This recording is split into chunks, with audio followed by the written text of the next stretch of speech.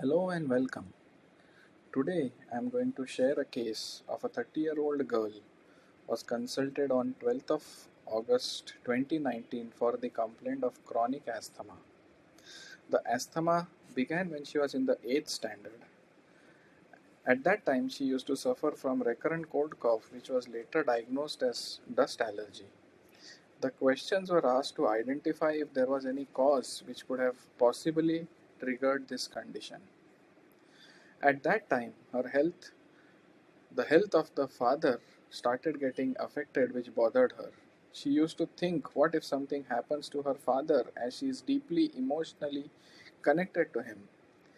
She generalizes this and says that she is an anxious person, and once in UK she suffered from anxiety and panic attacks. The modalities of the asthma were taken into consideration along with the physical symptoms, based on which arsenic alb was prescribed in ascending potencies without significant relief.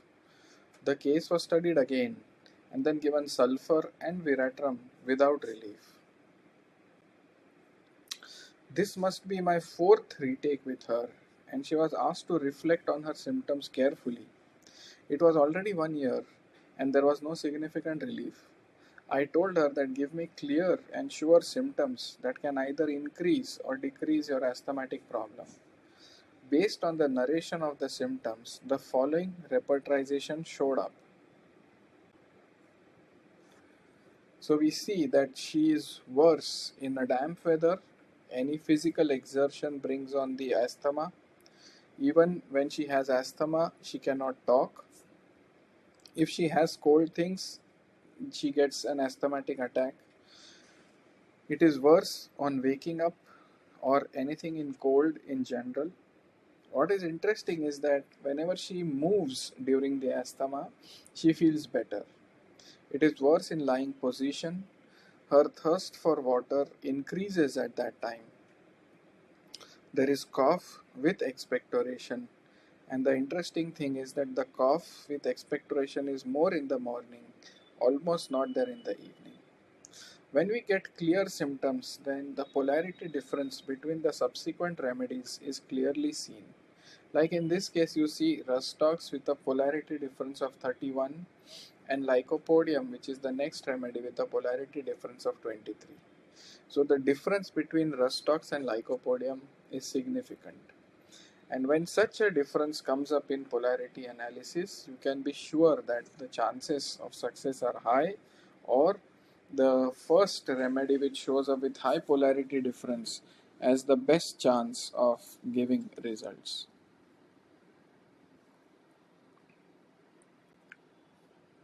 Then you go and read the source books, and which can provide accurate information. Like for example, I tend to refer to Borick, Herring, Clark as my go-to books when I have to refer to the symptomatology.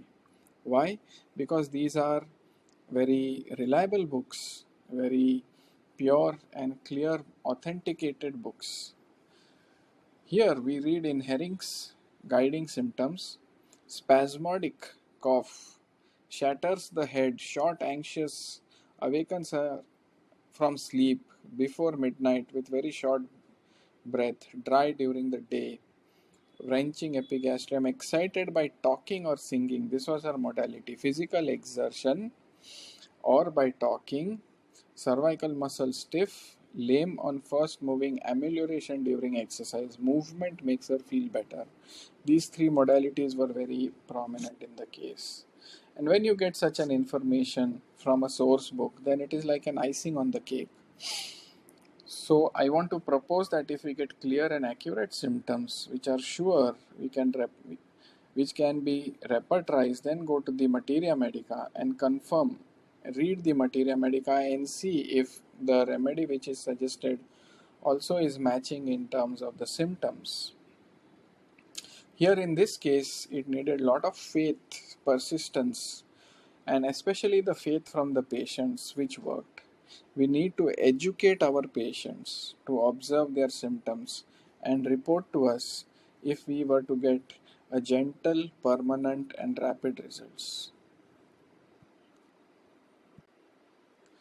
She received Restox 30-200-1 m in ascending potencies.